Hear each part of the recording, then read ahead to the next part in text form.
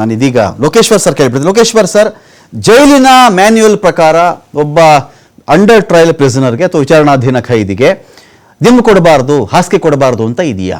ಜೈಲಿನ ಮ್ಯಾನ್ಯುಯಲ್ ಏನು ಹೇಳುತ್ತೆ ಇದ್ರ ಬಗ್ಗೆ ಅಂತ ಇವತ್ತು ಅವ್ರ ವಾದವನ್ನು ಕೇಳ್ತಾ ಇದ್ದೀನಿ ಅಷ್ಟೇ ನಿಮ್ಮ ಬಳಿಯಲ್ಲಿ. ಇಲ್ಲ ಅಲ್ಲಿ ಮ್ಯಾನ್ಯುಯಲ್ ಅಲ್ಲಿ ಇರೋ ಪ್ರಕಾರ ಈಗ ಆಲ್ರೆಡಿ ಅವ್ರಿಗೆ ತಲೆದಿಂಬು, ತಟ್ಟೆ ಒಂದು, ಲೋಟ ಒಂದು, ಮತ್ತೆ ಕೆಳಗಡೆ ಹಾಸಿಗೆ ಚಾಪೆ ಆ ತರದ್ದೆಲ್ಲ ಕೊಟ್ಟಿದ್ದಾರೆ. ಆದ್ರೆ ಹಾಸಿಗೆಗಳು ಕೊಡಬೇಕು ಅನ್ನೋದು ಪ್ರಶ್ನೆ ಇಲ್ಲ ಅಲ್ಲಿ. ಹಾಸಿಗೆಗಳು ಕೊಡುವಂತ ವ್ಯವಸ್ಥೆ ಏನಿಲ್ಲ. ಆಮೇಲೆ ಈ ತರದ್ದು ಬ್ಯಾಕ್ ಪೈನ್ ಮತ್ತೊಂದು ಇರೋರು ಒಬ್ರೇ ಏನು ಅಂತ ನನ್ಗ ಅನ್ಸಲ್ಲ. ಅಲ್ಲಿ ಇವ್ರಿಂತ ವಯಸ್ಸಾದ ಆರೋಪಿತರು ಇದಾರಲ್ಲಿ, ಇದರಿಂದ ಬೇರೆ ಬೇರೆ ಕಾಯಿಲೆಯಿಂದ ಸಫರ್ ಆಗೋರು ಇದ್ದಾರೆ. ಅವ್ರಿಗೆಲ್ಲ ಒಳಗಡೆನೆ ಆಸ್ಪತ್ರೆಯಲ್ಲೇ ಟ್ರೀಟ್ಮೆಂಟ್ ಕೊಡ್ತಾರೆ. ತೀರಾ ಎಮರ್ಜೆನ್ಸಿ ಆದ್ರೆ ಹೊರಗಡೆ ಕರ್ಕೊಂಡು ಹೋಗ್ತಾರೆ. ಬಿಟ್ರೆ ಇನ್ ಫೆಸಿಲಿಟಿ ಕೊಡೋದ್ರಲ್ಲಿ ಎಲ್ಲಾರ್ಗು ಏನ್ ಕೊಟ್ಟಿದ್ದಾರೆ ಅದು ನೀವು ಕೊಟ್ಟಿರ್ತಾರೆ. ಅದೇ ಈಗ ನನ್ನೊಂದು ಪ್ರಶ್ನೆ ಇದೆ ಸರ್. ಏನಂದ್ರೆ ಈಗ ಇವ್ರು ಏನ್ ಹೇಳ್ತಿದ್ದಾರೆ, ದರ್ಶನ್ ಪರ ವಕೀಲದ ವಾದ ಏನು ಅಂದ್ರೆ ಇಷ್ಟೇ ಒಂದು ವಾದ ಇರೋದು ಇವ್ರದ್ದು. ನೋಡಿ ಸ್ವಾಮಿ, ಸುಪ್ರೀಂ ಕೋರ್ಟ್ ಇವ್ರಿಗೆ ಬೇಲ್ ರದ್ದು ಮಾಡಿದ್ದೆ ನೆಪ ಮಾಡ್ಕೊಂಡ್ಬಿಟ್ಟು ಜೈಲ್ ಮ್ಯಾನ್ಯುಯಲ್ ನಲ್ಲಿ ಏನು ಸೌಲಭ್ಯಗಳು ಕೊಡಬೇಕು ಅಂತ ಇದೆಯೋ ವಿಚಾರಣಾಧೀನ ಖೈದಿಗೆ ಅದನ್ನು ಕೊಡ್ತಾ ಇಲ್ಲ. ಅಂದ್ರೆ ಹೇಳ್ತಾರಲ್ಲ, ಯಾರೋ ಬಕ್ಕೊಂಡು ನಡೀರಿ ಅಂದ್ರೆ ತೆವಳ್ಕೊಂಡು ನಡೀತಾ ಇದ್ರು ಅಂತ ಹೇಳಿ ಆ ಕಥೆ ಮಾಡ್ತಾ ಇದ್ದಾರೆ ಇಲ್ಲಿ ದರ್ಶನ್ ಅವ್ರಿಗೆ. ಇಲ್ಲಿ ದರ್ಶನ್ಗೆ ಫೆಸಿಲಿಟಿ ಸಿಕ್ಕಿದೆ ಅಥವಾ ಸಿಕ್ಕಿಲ್ಲ ಅಂತ ಪ್ರೂವ್ ಮಾಡ್ಲಿಕ್ಕೆ ವಕೀಲರಿಗೆ ಯಾವ್ದು ವಿಡಿಯೋಗ್ರಾಫ್ ಮಾಡ್ಕೊಂಡು ಬಂದು ಹೇಳಕ್ಕಾಗಲ್ಲ, ಫೋಟೋ ಹಿಡ್ಕೊಂಡ್ ಬಂದು ಹೇಳಕ್ಕಾಗಲ್ಲ. ಈ ತರ ಕೊಡ್ತಿರುವಂತೆ ಸ್ವಾಮಿ ಕಕ್ಷಿದಾರ ಹೇಳ್ತಾ ಇದ್ದಾನೆ ಅಂದಾಗ ಅವ್ರು ಅದನ್ನ ಹೇಳ್ಬೇಕಾಗತ್ತೆ. ಇದನ್ನು ಪ್ರೂವ್ ಮಾಡೋದು ಹೇಗೆ ಅಂತ ಲೋಕೇಶ್ವರ್ ಸರ್? ಪ್ರೂವ್ ಮಾಡೋ ಪ್ರಶ್ನೆ ಇಲ್ಲಿ ಬರೋದಿಲ್ಲ. ಫಸ್ಟ್ ಆಫ್ ಆಲ್ ನಾನು ಅದೇ ಅಂತ ಇದ್ದೀನಿ, ಆತನ ಒಬ್ಬನ್ನೇ ಅಲ್ಲಿ ಜೈಲಲ್ಲಿ ಯಾರು ನೋಡೋದಿಲ್ಲ. ಈತ ಸೆಲೆಬ್ರಿಟಿ ಆಗಿರೋದ್ರೆ ಈತನಿಗೆ ಬೇಕಾದ ಫ್ಯಾನ್ಸ್ ಮತ್ತೊಬ್ರು ಜೈಲೊಳಗೂ ಇದ್ದಾರೆ. ಆ ತರದ ಪ್ರಶ್ನೆ ಆಗಿದ್ರೆ ಅಲ್ಲಿ ಬೇರೆ ತರ ವಾತಾವರಣ ಕ್ರಿಯೇಟ್ ಆಗ್ತಿತ್ತು. ಈಗ ಎಷ್ಟು ಕಡೆ ನೀವು ನೋಡಿದೀರಾ, ತೀರಾ ಅನ್ಯಾಯ ಆದಾಗ ಜೈಲ್ಗಳಲ್ಲೂ ಸ್ಟ್ರೈಕ್ ಗಳಾಗಿದ್ದಾವೆ, ಹೋರಾಟಗಳಾಗಿದ್ದಾವೆ. ಹಿರಿಯ ಅಧಿಕಾರಿಗಳನ್ನ ಕರ್ಸ್ಕೊಂಡು ವಿಚಾರ ಎಕ್ಸ್ಪ್ಲೈನ್ ಆಗಿದೆ. ಈತ ಫೆಸಿಲಿಟಿ ಸಿಕ್ಕಿಲ್ಲ ಅಂದ್ರೆ ಅಲ್ಲಿ ಹಿರಿಯ ಅಧಿಕಾರಿಗೆ ಅರ್ಜಿ ಕೊಡ್ಬೋದು. ಬರ್ತಾ ಇದ್ರ ಅವ್ರ ಕುಟುಂಬದವ್ರು ಹೋಗಿ ಹಿರಿಯ ಅಧಿಕಾರಿಗಳಲ್ಲಿ ಅಪ್ ಟು DG ವರ್ಗು ಇದ್ದಾರೆ, ಹೋಮ್ ಸೆಕ್ರೆಟರಿ ಇದ್ದಾರೆ, ಮಿನಿಸ್ಟರ್ ಇದ್ದಾರೆ. ನಮ್ಮವ್ರಿಗೆ ಈ ತರ ಬೆಡ್ಶೀಟ್ ಕೊಟ್ಟಿಲ್ಲ, ತಲೆದಿಂಬು ಕೊಟ್ಟಿಲ್ಲ ಅಂತ ಒಂದು ಅರ್ಜಿ ಕೊಟ್ಟಿರೋ ಕಾರಣ ಏನಾದ್ರು ಅಲ್ಲಿ ತೋರಿಸಿದಾರ ಕೋರ್ಟ್ಗೆ? ಅವರು ಖಂಡಿತ ಇಲ್ಲ. ಈಗ ಇಲ್ಲೇನಾಗಿದೆ, ಒಂದು 5-6 ಜನ ಅಧಿಕಾರಿಗಳು ಸಸ್ಪೆಂಡ್ ಆಗ್ಬಿಟ್ರು, ಆ ಸಿಟ್ಟಲ್ಲೂ ಇರಬಹುದು. ನಾನೀಗ ದರ್ಶನ್ ಪರ ವಕೀಲರ ವಾದವನ್ನು ಮಾತ್ರ ಪ್ರೆಸೆಂಟ್ ಮಾಡ್ತಾ ಇದ್ದೀನಿ ನಾನಿಲ್ಲಿ. ಈಗ ಹಳೆ ಸಿಟ್ಟಿದೆ, ರಾಜತೀತ್ಯ ಕೊಟ್ಟುಬಿಟ್ರು ಅಂತ ಹೇಳಿ ನಮ್ಮ ಜೊತೆ ಕ್ಲೋಸ್ ಇದ್ದಂತ ಆಫೀಸರ್ಗಳೆಲ್ಲ ಸಸ್ಪೆಂಡ್ ಆಗ್ಬಿಟ್ರು, ಈ ಮನುಷ್ಯನಿಂದ ಹಿಂಗಾಯ್ತು ಅಂತ ಹೇಳಿ ಸುಪ್ರೀಂ ಕೋರ್ಟ್ ಬೇಲ್ ರದ್ದು ಮಾಡಿದೆ. ನಾವು ಕೊಟ್ಟರು ನಡೆಯುತ್ತೆ, ಕೊಡದಿದ್ದು ನಡೆಯುತ್ತೆ ಅನ್ನೋ ಧೋರಣೆಯಲ್ಲಿ ಅಕಸ್ಮಾತ್ ಈ ಜೈಲು ಅಧಿಕಾರಿಗಳು ನಡೆದುಕೊಂಡಿದ್ರೆ ಈ ವ್ಯಕ್ತಿ ಒಬ್ಬ ವಿಚಾರಣಾಧೀನ ಖೈದಿ ಪ್ರೂಫ್ ಎಲ್ಲಿಂದ ತಂದು ಕೊಡೋದು? ನನಗಿದು ಸಿಕ್ಕಿದೆ ಅಥವಾ ಸಿಕ್ಕಿಲ್ಲ, ಯಾರು ಕರ್ಕೊಂಡೋಗಿ ಪರಿಶೀಲನೆ ಮಾಡ್ತಾರಲ್ಲಿ, ಒಳಗಡೆ ಯಾರು ಮಾಡ್ತಾರಲ್ಲಿ ಅಂತ ನೋಡಿ. ನಿಮ್ಗೆ ಅವಾಗಲೇ ಈಗ ತಾನೇ ಹೇಳ್ದೆ ನಿಮ್ಗೆ, ಅಲ್ಲಿ ಯಾರೋ ಒಬ್ರು ಫೈನಲ್ ಇಲ್ಲ. ಜೈಲ್ ಅಥಾರಿಟಿ ಇದ್ರೆ ಯಾರೋ ಒಬ್ಬ ಸೂಪರ್ಡೆಂಟ್, ಯಾರೋ ಒಬ್ಬ DSP, ಇನ್ನೊಬ್ರು ವಾರ್ಡ್ ಅನ್ನೋ ಅಂತ ಏನಿಲ್ಲ ಅಲ್ಲಿ. ಐದಾರ್ಕಿಲ್ ಅಪ್ ಟು DG ವರ್ಗು ಇದ್ದಾರೆ ಅಂತ ಹೇಳಿದೆ ನಿಮ್ಗೆ. ಇವರು ಯಾವ್ದಾದ್ರು ಇವ್ರು ಲಾಯರ್ ಆಗ್ಲಿ, ಇವ್ರ ವೈಫ್ ಆಗ್ಲಿ, ಯಾರಾದ್ರೂ ಹೋಗಿ ಅವ್ರನ್ನ ಅಪ್ರೋಚ್ ಮಾಡಕ್ ಅವಕಾಶ ಇದೆ. ನಮ್ ಮನೆಯವ್ರಿಗೆ ಈ ತರ ಕೊಟ್ಟಿಲ್ಲ ಮಾಡಿಲ್ಲ ಅಂತ ವೆರಿಫೈ ಮಾಡ್ತಾರೆ. ನಿಮ್ದು ಆ ತರದ ದಾಖಲೆಗಳೇನಾದ್ರೂ ಕೋರ್ಟಿಗೆ ಕೊಟ್ಟಿದ್ರ ಅನ್ನೋದು ಪ್ರಶ್ನೆ ಇದೆ ಇಲ್ಲಿ. ಅರ್ಥ ಇದ್ರ? ಅದಲ್ಲ ಅಂದ್ರೆ ನಾನು ಹೇಳಿದ್ರೆ ಒಳಗಡೆ ಅವ್ರ ಫ್ಯಾನ್ಸ್ ಇದಾರೆ, ಇವರಿಗೆ ಬೆಡ್ಶೀಟ್ ಕೊಟ್ಟಿಲ್ಲ, ತಲೆದಿಂಬು ಕೊಟ್ಟಿಲ್ಲ ಅಂದ್ರೆ ಅವರೇ 50 ಜನ ಸೇರ್ಕೊಂಡು ಅಲ್ಲೇ ಸ್ಟ್ರೈಕ್ ಮಾಡ್ತಾರೆ. ಇದೇನು ಹೊಸದಾಗಿಲ್ಲ, ಜೈಲಲ್ಲಿ ಸ್ಟ್ರೈಕ್ ಆಗಿಲ್ಲ ಅಂತ ಏನಿಲ್ಲ. ಎಲ್ಲಾದ್ರು ಫೆಸಿಲಿಟಿ ಕೊಟ್ಟಿಲ್ಲ, ಸರಿಯಾಗಿ ನೋಡ್ಕೊಂಡಿಲ್ಲ, ನಮ್ಗೆ ಒಳ್ಳೆ ಊಟ ಹಾಕಿಲ್ಲ, ನಮ್ಗೆ ಇಲ್ ಟ್ರೀಟ್ ಮಾಡಿದ್ದಾರೆ, ನಮ್ಗೆ ದುಡ್ಡು ಡಿಮ್ಯಾಂಡ್ ಮಾಡಿದ್ದಾರೆ. ಈ ತರದ್ದೆಲ್ಲಾ ವಿಚಾರಕ್ಕೆ ಈಗಾಗ್ಲೇ ಸಾಕಷ್ಟು ಸಂದರ್ಭದಲ್ಲಿ ಸ್ಟ್ರೈಕ್ ಗಳು ಆಗಿದೆ ಒಳಗಡೆ. ನಿಮ್ಮಲ್ಲಿ ಆ ತರದ್ದು ಯಾವ್ದಾದ್ರು ವಿಚಾರ ನಡೀತಾ ಇಲ್ಲಿ? ಯಾವ್ದು ಆಗಿಲ್ಲ. ನೀವು ಸೀದಾ ಕೋರ್ಟ್ ಹೋಗಿದ್ದೀರಾ ಅಷ್ಟೇನೆ. ನಾನು ಈ ಸಮಯದಲ್ಲಿ ಒಂದ್ ಮಾತು ಹೇಳ್ತೀನಿ, ಕ್ರೈಸಿಸ್ ಅಲ್ಲಿ ಒಬ್ಬ ಮನುಷ್ಯ ಯಾವಾಗ್ಲೂ ಲೋ ಪ್ರೊಫೈಲ್ ಹೋಗ್ಬೇಕು.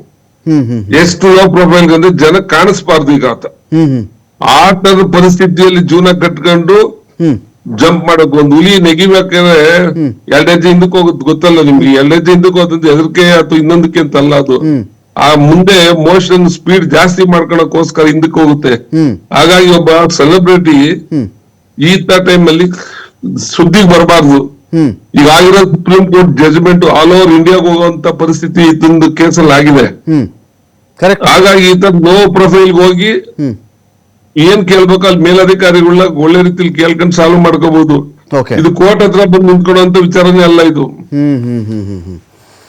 ಇವ್ರು ಅದನ್ನ ಮಾಡೋ ಪ್ರಯತ್ನ ಮಾಡಿಲ್ಲ ಅಂತ ನನ್ನ ಅಭಿಪ್ರಾಯ. ಸಂಕೇತ್ ಸರ್ ಈಗ ಲೋಕೇಶ್ವರ್ ಸರ್ ಹೇಳೋದ್ರಲ್ಲಿ ಒಂಥರ ವಾಸ್ತವ ಇದೆ ಅನ್ನೋ ಥರದಲ್ಲಿ. ಕಾನೂನು, ಜೈಲಿನ ಮ್ಯಾನ್ಯುಯಲ್ಲು, ಕೋರ್ಟು ಬೇರೆ ಕಥೆ. ಮನುಷ್ಯ ಲೋ ಪ್ರೊಫೈಲು, ಅಣ್ಣ ಒಂದು ದಿಮ್ ಕೊಡೋಣ, ಒಂದು ಹಾಸಿಗೆ ಕೊಡೋಣ, ಅಥವಾ ಕೊಡ್ರಿ ಸರಿ ಕೊಡಿ ಸರ್ ಸ್ವಲ್ಪ ಕಷ್ಟ ಇದೆ, ಈ ರೀತಿಲಿ ಮಾಡ್ಕೊಂಡು ಹೋಗೋದು ಬೇರೆ. ಈಗ ಇದು ಕೋರ್ಟ್ಗೆ ಹೋದಾಗ ಈಗ ಅವ್ರು ಹೇಳಿರೋದು ಏನು ಗೊತ್ತಾ, ಇವತ್ತು ಶೂ ಕಾಲಲ್ಲಿ ಒಳಗಡೆ ಬರ್ತಾರೆ, ಊಟನ ಎಸಿತಾ ಇದ್ದಾರೆ ನನಗೆ ಅಂತಂದಾಗ ಅಕಸ್ಮಾತ್ ಅವ್ರು ಆ ಥರ ಮಾಡಿದ್ರೆ ಬೇರೆ ಕಥೆ. ಅಕಸ್ಮಾತ್ ಮಾಡದೇ ಇದ್ರೆ, ಸೌಲಭ್ಯ ಪಡ್ಕೊಳ್ಬೇಕು ಅನ್ನೋ ಕಾರಣಕ್ಕೇನೆ ಇಂಥ ಒಂದು ಆರೋಪ ಮಾಡಿಬಿಟ್ಟಿದ್ರೆ, ಈಗ ಈ ಊಟ ಎಸಿತಾರೆ ಅನ್ನೋದನ್ನ ನಂಬಬಹುದಾ ಸರ್ ಸಂಕೇತ್ ಸರ್? ಆ ಥರ ಅದೊಂಥರ ನಂಬಲಿಕ್ಕೆ ಅರ್ಹವಾಗಿದೆ ಅಂತ ವಿಚಾರ ಅನ್ಸುತ್ತಾ ತಮಗೆ ಅಂತ?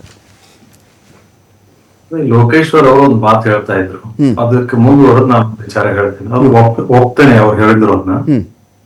ಜೈಲು it's a place of realisation, it's a place of enlightenment. ತಪ್ಪು ಏನ್ ಮಾಡಿದ್ದೇನೆ ಅಂತ ಅರ್ಥ ಮಾಡ್ಕೊಂಡು ಆ ತಪ್ಪನ್ನ ಪುನರಾವರ್ತನೆ ಮಾಡದಂಗೆ ಹೊರಗೆ ಬರುವಂತ ಜಾಗ.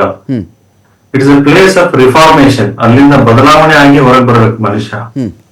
ನಾನು ಹೊರಗಡೆ ಇದ್ದಾಗೂ ಅದೇ ತರ ಮತ್ತು ಒಳಗಡೆ ಹೋದಾಗೂ ಅದೇ ತರ ಅಂತಂದ್ರೆ there is no reformation at all. The purpose of jail is to reform an individual. Okay. Reforming his activities, reforming his behavior, reforming his attitude, approach, conduct ಎಲ್ಲಾನು.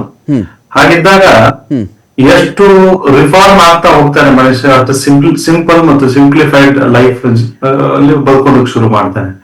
ನಾವು ಹೊರಗಡೆ ಇರುವಂತ ಐಶ್ವರ್ಯಗಳು ಇಲ್ಲಿ ಒಳಗಡೆನೂ ಬೇಕು ಅಂದ್ರೆ there is no reformation. ಇದು ಒಂದು purpose ಇದು, ಎಲ್ಲರೂ ಒಂದೇ ತರ ಇರ್ಬೇಕು. ತಪ್ಪು ಮಾಡಿದವರೆಲ್ಲ ಒಂದೇ ತರ, ಎಲ್ಲರಿಗೂ ಒಂದೇ ತರದ ಶಿಕ್ಷೆ, ಒಂದೇ ತರದ ಟ್ರೀಟ್ಮೆಂಟ್, ಎಲ್ಲ ಒಂದೇ ತರದ ಅವ್ರಿಗೆ ಸೌಲಭ್ಯಗಳು. ಇದನ್ನ ಬಿಟ್ಟು ನಾವು ಬೇರೆ ಮಾತಾಡ್ತೀವಿ ಅಂತಂದ್ರೆ ಅದು ಸರಿ ಅನ್ಸಲ್ಲ. ಅದನ್ನ ಕೇಳೋದು ಕೂಡ ನನ್ನ ಅಭಿಪ್ರಾಯದಲ್ಲಿ ಅದು ತಪ್ಪು. ಸೆಲೆಬ್ರಿಟಿ ಆದವರು ಇನ್ನೂ ಜವಾಬ್ದಾರಿಯುತವಾಗಿ ನಡ್ಕೋಬೇಕಾಗ್ತದೆ. ತಪ್ಪು ಮಾಡಿದಾಗ ನಾವು ಇನ್ನೂ ಮೌನದಿಂದ ಅದನ್ನು ಸ್ವೀಕಾರ ಮಾಡ್ಬೇಕಾಗ್ತದೆ ಮತ್ತು ತಲೆಬಾಗಿ ಅದನ್ನು ಸ್ವೀಕಾರ ಮಾಡಬೇಕಾಗ್ತದೆ. ಅಂದಾಗ ಮಾತ್ರ ಸಮಾಜದಲ್ಲಿ ಮತ್ತು ಅವರ ನಡವಳಿಕೆಯಲ್ಲಿ ಬದಲಾವಣೆಗಳನ್ನು ಇವರಲ್ಲೂ ಕಾಣಬಹುದು. ಸರ್ ಸಂಕೇತ್ ಸರ್, ಇವ್ರು ನಾವು ತಪ್ಪೇ ಮಾಡಿಲ್ಲ, ನಮ್ಮಿಂದ ಏನೂ ಆಗಿಲ್ಲ, ನಾವ್ ಇನ್ನ ವಿಚಾರಣಾಧೀನ ಖೈದಿಗಳಷ್ಟೇ, ನಾವೇನ್ ಶಿಕ್ಷಿತ ಅಪರಾಧಿಗಳಲ್ಲ ಇಲ್ಲಿ ಇಂತ ಇವರು ಒಂದು ವಾದ ಇರಬಹುದಲ್ವಾ? ಇವ್ರ ವಾದ ಏನೇ ಇರ್ಲಿ, ಕೋರ್ಟ್ ನಿಂದ ಅದು ತೀರ್ಪು ಬಂದಾಗ ಅದ್ರ ಬಗ್ಗೆ ಮಾತಾಡೋಣಂತೆ. ಬಟ್ ಅದರಲ್ಲಿ ಇವರಾಗ್ಲಿ, ಇವರ ಬೆಂಬಲಿಗರಾಗ್ಲಿ, ಇವರ ಫ್ಯಾನ್ಗಳಾಗ್ಲಿ ಇವ್ರು ನೋಡಿ ಅವರು ಬದುಕ್ತಿರ್ತಾರೆ. ಇವರನ್ನೇ ರೋಲ್ ಮಾಡೆಲ್ ಅಂತ ತಿಳ್ಕೊಂಡಿರ್ತಾರೆ. ಇವರಲ್ಲಿ ನೈತಿಕತೆ ಕಂಡು ಬಂದಲ್ಲಿ, ಇವರಲ್ಲಿ ಪಶ್ಚಾತ್ತಾಪ ಮನೋಭಾವನೆ ಕಂಡು ಬಂದಲ್ಲಿ, ಇವರಲ್ಲಿ ರಿಫಾರ್ಮ್ ಕಂಡು ಬಂದಲ್ಲಿ ಅದರಿಂದ ನಾವು ಜನರಿಗೆ ಒಳ್ಳೆಯ ಸಂದೇಶ ಹೋಗುತ್ತೆ. ಹಾಗಾಗಿ ಅದನ್ನ ಬದಲಾವಣೆ ಮಾಡ್ಕೊಳ್ಳೋ ನಿಟ್ಟಿನಲ್ಲಿ ಇವರು ಪ್ರಯತ್ನ ಮಾಡಬೇಕಾಗಿತ್ತು ಅನ್ನೋದು ನನ್ನ ಅಭಿಪ್ರಾಯ. ಅವರವ್ರ ವೈಯಕ್ತಿಕ ಅಭಿಪ್ರಾಯ ಬೇರೆ ಬೇರೆ ಇರ್ತದೆ. ಬಟ್ ನನ್ನ ಅಭಿಪ್ರಾಯ ಇದರಲ್ಲೂ ಕೂಡ ನೋಡಿ, ಒಂದು ಉದಾಹರಣೆ ಹೇಳ್ತೀನಿ ನಿಮ್ಗೆ. ಜೈಲಿಗೆ ಹೋದವರೆಲ್ಲ ಕ್ರಿಮಿನಲ್ಗಳೇ ಅಂತಿಲ್ಲ. ಎಷ್ಟೋ ಜನ ಸುಧಾರಿಸಿ ಬಂದಿದ್ದಾರೆ, ಬಹಳ ದೊಡ್ಡ ದೊಡ್ಡ ವ್ಯಕ್ತಿಗಳಾಗಿ ಬಂದಿದ್ದಾರೆ. ಸ್ವಾತಂತ್ರ್ಯ ಹೋರಾಟದಲ್ಲಿ ಜೈಲಿಗೆ ಹೋದವರೆಲ್ಲ ಕಳ್ಳರಾಗಿ ಬಂದಿದ್ದಾರೆ? ಇಲ್ಲ. ಬಹಳ ಇನ್ನೂ ಮುಂದಿನ ಹೋರಾಟ, ದೇಶನ್ನ ಸ್ವಾತಂತ್ರ್ಯವನ್ನು ಪಡೆಯಲೇಬೇಕು ಅಂತ ತೀರ್ಮಾನ ಮಾಡ್ಕೊಂಡು ಬಂದಿದ್ದಾರೆ. ಜೈಲಿನಲ್ಲೇ ಬಹಳಷ್ಟು ಡಿಸಿಷನ್ ತಗೊಂಡಿದ್ದಾರೆ ಸ್ವಾತಂತ್ರ್ಯ ಹೋರಾಟದಲ್ಲಿ. ನೋಡ್ತಾವೆ ನಮ್ ದೇಶ ಅಷ್ಟೇ ಇಲ್ಲ, ಬೇರೆ ಬೇರೆ ದೇಶಗಳಲ್ಲೂ ಕೂಡ. ಅಂದ್ರೆ ಅಲ್ಲಿ ಓದೋದಕ್ಕೆ ಟೈಮ್ ಸಿಗ್ತದೆ, ನಿಮಗೆ ಲೈಬ್ರರಿ ಇರ್ತದೆ, ಒಬ್ಬರನ್ನೊಬ್ರು ಅರ್ಥ ಮಾಡ್ಕೋಬಹುದು, ಒಬ್ಬರ ಜೀವನವನ್ನು ಒಬ್ಬರು ಅರಿತುಕೊಳ್ಬಹುದು. ಅಂದ್ರೆ ಸಾಕಷ್ಟು ಜೀವನ ಅದರಲ್ಲಿ ಬುದ್ಧಿ ಕಲಿಸ್ತದೆ ಅನ್ನೋದು ಒಂದು ವಿಚಾರ ಇದೆ. ಬಟ್ ಅಲ್ಲಿಯೂ ಬುದ್ಧಿ ಕಲಿಯೋದ್ರೆ ಇನ್ನೇನು ಅರ್ಥ ಇಲ್ಲ.